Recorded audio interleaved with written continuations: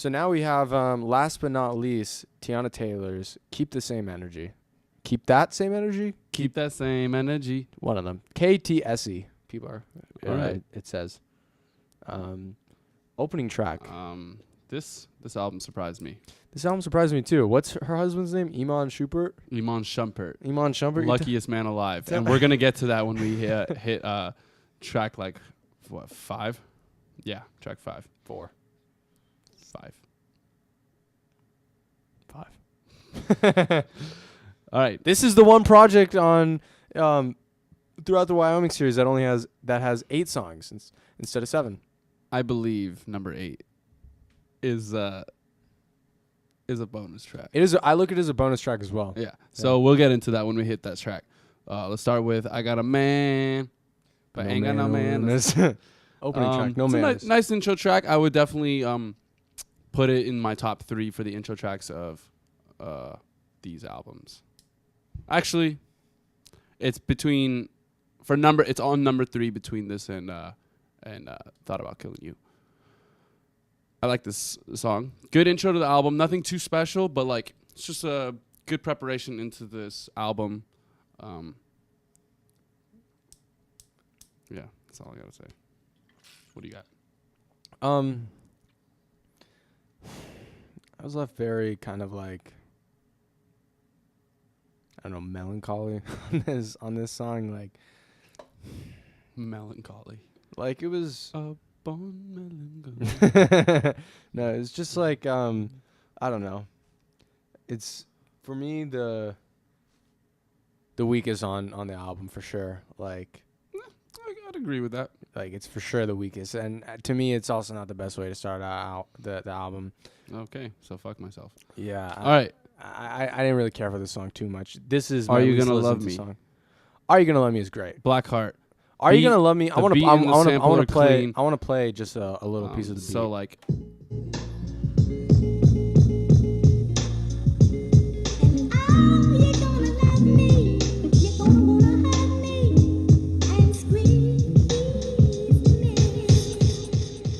Yeah. This. Did Kanye produce this beat? Did he not produce all of them?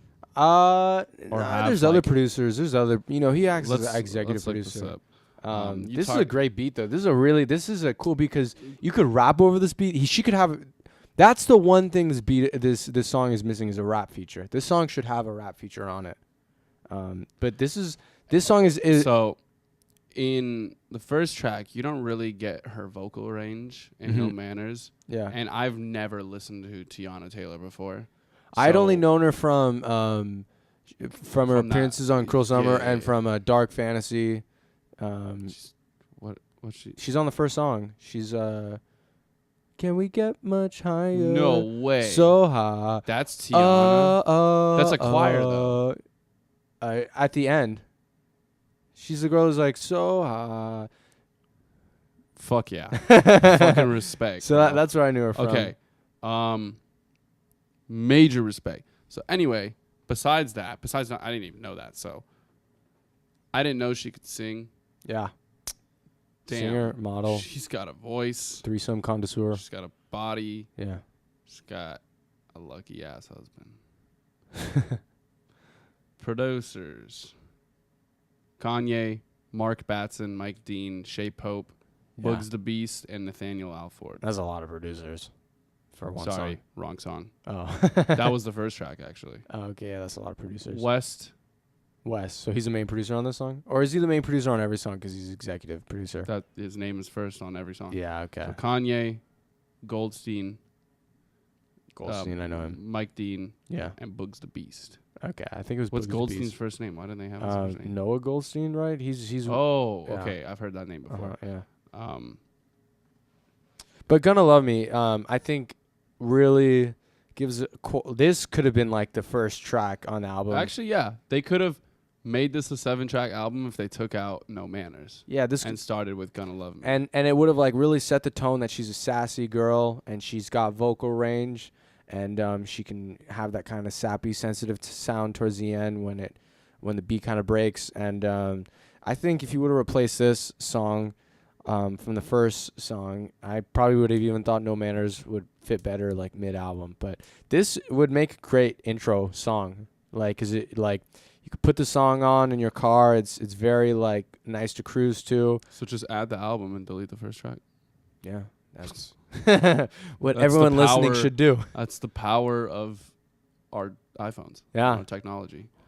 We are living in 2018. Yeah. So let's continue and hit issues / hold on. Yeah. Daddy issues. Yeah. That's what she's talking. That's what she's talking about. This is an interesting song.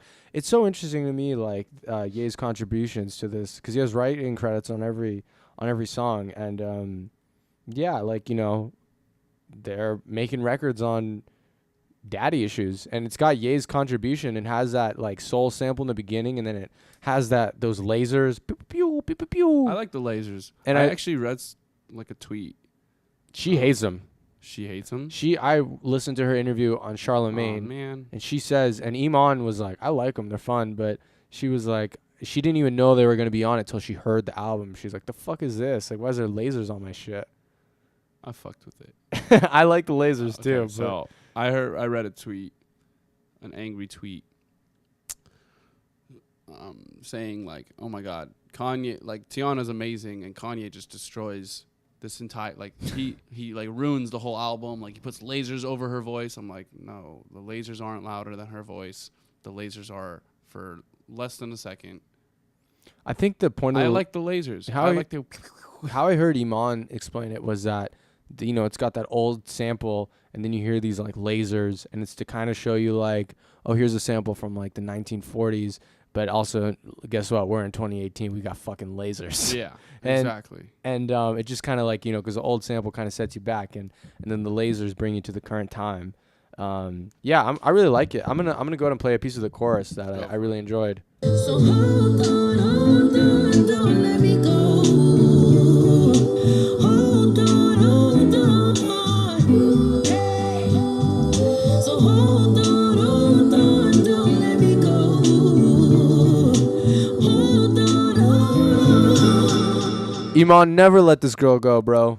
Seriously. Like, seriously. I think on this track she says, you tell me you love me, well, tell me again. Yeah. Well, I mean, it's a very vulnerable song. Yeah. And I fuck with that. Yeah, it's very like she's showing her insecurities. She's like recognizing, but she wants to work with the man that she's with, and she's saying like, don't give me no reason not to go through your phone. This is deeper than you and I. Yeah. This is like her childhood issues with her father, and I just really like how honest and raw she is with this. And this is definitely one of the highlights on the album for me. Yeah. It may be my favorite song. Yeah, and it sounds really good. Yeah. So let's move on to Hurry. We got a feature from Kanye. We got a feature from Kim K with the moans. Yes, you heard that right. That's allegedly. So I like believing internet rumors, but allegedly Kim Kardashian's sex tape is sampled on the song with the loud ass moans near the end. I did hear like conflicting things about that, but I do want to believe the false internet rumors. The quality of that sex tape was not that as clean as she sounds on this record. Yeah, that's why I don't believe it. But it's fun to believe in, so we're gonna believe it. We got a Kanye feature. We got a Kim K feature.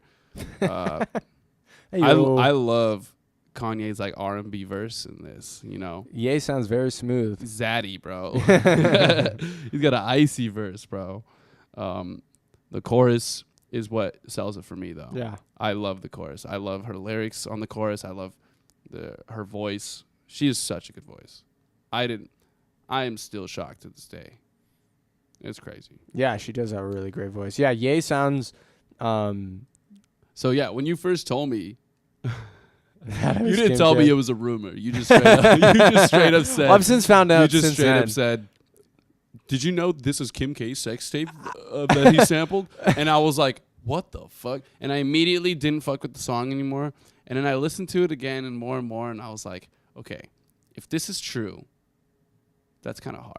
At that point in my life... Ye is just like, he was like in the studio, like on his bipolar shit, being a superhero. He's a superhero. and he just pulls his wife's sex tape that got her and her family famous and throws the moans on there. That's hard as hell. That's having confidence. Yeah. That's having self-confidence. Well, I mean, that's like the 8 Mile theory, you know, like as Gary Vee always says, like just what he does in 8 Mile, like Eminem's character just like makes fun of himself, like, yeah, I'm this, I'm that. Like, shout out Gary Vee. Yeah, and then he, you know, it's like, all right, if you take away all the fuel they have, you know, no one's going to be able to really shit on you. Yeah. It was, someone made a reference. I think it was a Family Guy reference. Oh, shout out to this song having a Jimmy Neutron reference. Hey, shout out Jimmy Neutron. That shit was fucking hot. And then so 10 like seconds later, in a similar concept of this, like Ryan Seacrest was always called gay, like when he was up and coming, and at one point he just kept making fun of him. He started making fun of himself and his sexuality, and people were like, "All right, that's not funny anymore. No more fuel. Like, no more fuel. He ruined it for us. You take the fuel. Yeah. We take all the oil. Always live your truth, because if you live your truth, no one can use it against you. Facts. Dude, this is a good track. This is a really good track. I think this and Issues are my top 2. Maybe even Gonna Love Me. Issues is in my top 3, but not Hurry. But this next record, I believe the NBA gave Iman Shumpert an official NBA championship ring because of what he's apparently accomplished. He doesn't need a ring off the court. He doesn't need any other ring besides the wedding band, bro. The engagement ring and the wedding band. So we have that bitch some big ass diamonds, bro. So we have and excuse my language, bitch is an endearing term. As Kanye famously said, tweeted. We have 3-Way featuring Ty Dolla $ign. Okay, Ty Dolla $ign fucking kills it. The only thing I don't Holy like shit. about this song is that the only time I can ever play it is when I'm having a threesome. Play during sex, bro. I need to have more threesomes to play the song. Okay. You need to have a threesome to play the song. Yo. Sauna take. Yeah, I like that little intermission after Teyana, and then like Ty Dolla comes out of nowhere and just smoothly kills it with his gospel voice. He sounds like R. Kelly on this. Sounds so much like R. Definitely Kelly. was like, this is like an R. Kelly track. Yeah, yeah. And just like lyrically. Yeah, this is a very graphic song. Lyrically. Yeah, that's why it's such an R. Kelly track. And Ty Dolla channels his inner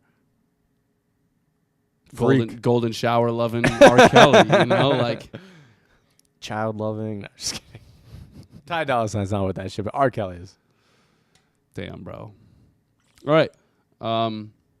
Yeah, 3-Way means Iman Shumpert's the luckiest man alive. Yeah, and you know. Did you see that Fade music video? God damn it. That's how I recognized Teyana Taylor's by like what she looked like. I didn't know what she looked like up until then, but I knew who she knew she was featured every now and then. I didn't know much. Let's move to Rose in Harlem. Rose in Harlem. This is Iman Shumpert's favorite. Is that a song. sample? Rose in Harlem. Yes. It's I like that sample. It's kind of like a double entendre. So she's like, she was a rose in Harlem, and then she's a rose, like the flower in Harlem. It's like a cool little double entendre. I like the song. She kind of spits. She's like kind of rapping in the song. Like not really, but like more so than the rest of the more rapping than the rest of the album, of course, because she's a singer. That was. She flows, and I saw her video. I saw a video of her performing the song live, and she was like, she gets everyone hyped. She's doing the Block Boy JB. I think this is like her encore performance. Nice. And Rose in Harlem. This is really cool, and I guess there was some sample with Lauryn Hill on this song that like didn't make it. That like they couldn't get it like cleared or something like that, and she like had some issues with the fact that like it didn't make it on the final version. I don't fully understand, but I guess like a snippet had leaked with like with those vocals on it. And so people are like, where the fuck are those? But I never heard that version. This is the only version I've heard, and I really enjoyed this song. And yeah, this is 2018 where Teyana Taylor's got a much better album than Nas. Not that, she wouldn't. Not saying much, but never would have made it. This is my favorite on it. Blackheart for sure. In fact, I'd throw this in my top 3. This is my favorite. This song's so good. This is my absolute favorite. The bridge consists of the Holy Trinity: Ty Dolla $ign, Tony Williams, and Charlie Wilson. That's the Holy Trinity. Really? Where are you reading this from? Pull it up. They're featured on this? Yep. Where are the lyrics at? Where are they featured on this? Wait, where is it? Wikipedia. It's actually a cover. The chorus is. You sure about that, bro? I think so. I hope we have to pull up the fact checkers on this guy right here. But no, I could spend a lot of time with the fucking credits all the time. Now you got me looking at this. I could spend a lot of time talking. This song never would have made it. I really like this song, and this sounds like the song, the type of music Kanye was talking about when he went on The Breakfast Club and said that he was going to be making like cookout music and music. Yeah, for real. Like, this is a very like feel good song. You can play this like pretty much in any situation. My family loves this song. Like, I'm talking about stand up. I think that's just a choir. Press forward. You can hear Ty Dolla in it. Really? Play that. You can hear it. All right, we're gonna play it. It says additional vocals. They're not Does features. Charlie Wilson, the world famous Tony Williams, and Ty Dolla $ign. Oh, okay. Well, yeah, we'll play a second of it. But yeah, this song is just a very feel good song. It's really beautiful because it could be about her daughter or her mom. There's a lot of people it could be about. I guess there's some like extended verse that got cut from it, and she was really pissed. She's been pissed about a lot of this album rollout that it didn't make it, but she says that every song is going to get a video for it, and that we'll hear the extended version on when some music video comes out. But Does she have a daughter? Yeah, she had the kid on like her bathroom's like floor. That's like what she's like famous for. Whoa. Yeah. Okay. Yeah, I'll go ahead and play. There's like this. This just has that very classic Ye sound. Like, it sounds like a cut from like 808s and Heartbreaks, brought to 2018. Ye is the only producer on this track. Yeah, I mean, and you can tell it shows. It's got like, it sounds like play a little bit of it. College Dropout mixed with 808s and Heartbreaks. And anyways, there's this. But play the bridge. I will play the bridge. But play a little bit of the beat as well. I really like this one little part. You can hear it in the background with like the vocals. It's like some high pitched vocals. It's like, my mama told me everything. Like, I'll play it right now.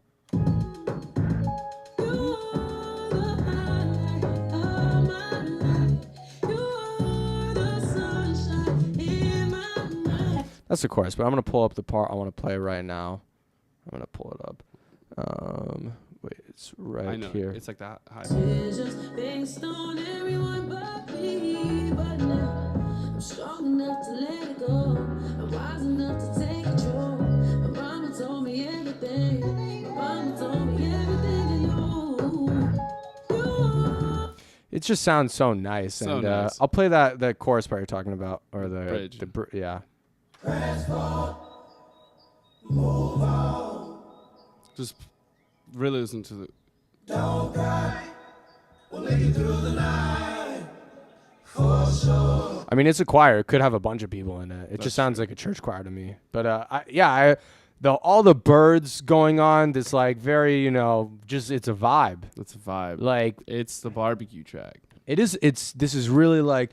This is the song you're gonna play when you're with your family. Yeah. Like, I'm going up to San Francisco with my grandma next week. Maybe I'll play this one around her. It's just like it's like feel good, and it's a great family song. It's got a really beautiful message to it. I think I'd play this next track with my grandma a lot. Next track, I considered it a bonus track because it doesn't sonically fit in the album, but it's still hard as hell. WTP, Work This Pussy. I'll play a snippet of it. Work this pussy, work this pussy, No, work play the this beat. pussy, work this pussy, work this pussy, work this pussy, work this pussy, work this pussy, work this pussy, work this pussy, work this pussy, work this pussy, work this pussy, work this pussy, work this pussy. Anyways, it's like classic 4 to the floor. Yeah. Like very like house themed, and it's really beat is so sick. It's got like this like very famous like transgender model Mickey something. Yeah, shouting, "She's a motherfucking international diva." Mickey Blanco. Yeah, and yeah. This is definitely a bonus track because this does not. It doesn't fit, but she got to work this pussy after the gospel record. And then she like sings over this while like the beat is going fast. She's like, I never would have made it. I never would have made it without my family. But also, I'm gonna fucking work this pussy. You're a fucking diva.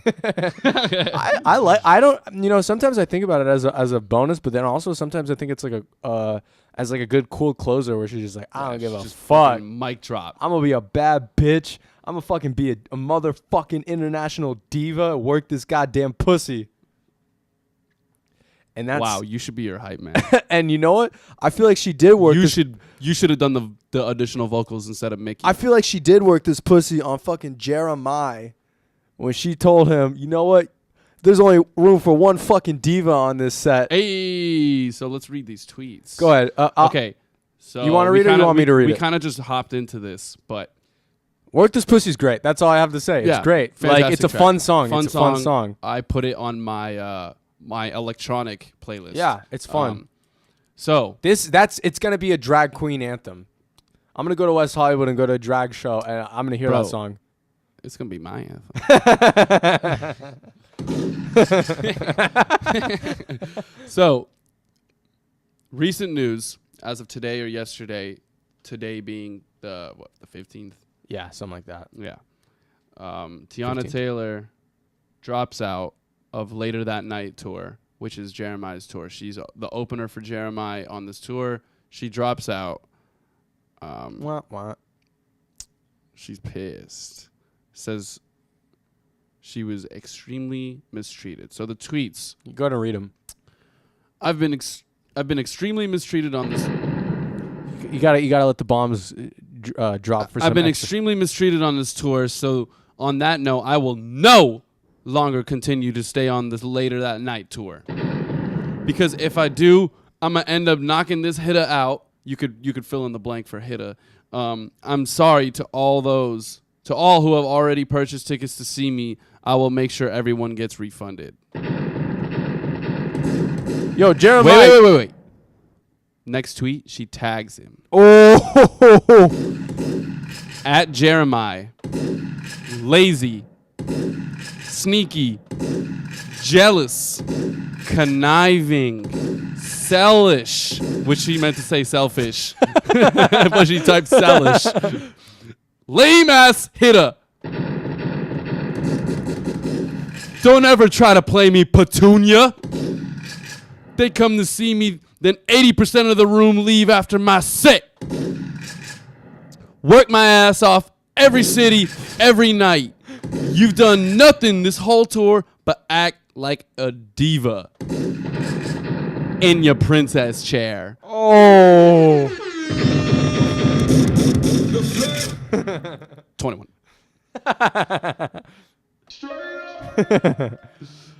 She just slaughtered the man. Poor guy, man. Rest in peace to that guy. Yeah, and rest in peace to your ears, and shout out all the pair. But this is relevant to keep the same energy because my girl Teyana is for sure keeping the same energy. Hell yeah. She is a bad bitch. She's a diva. She does not give a fuck.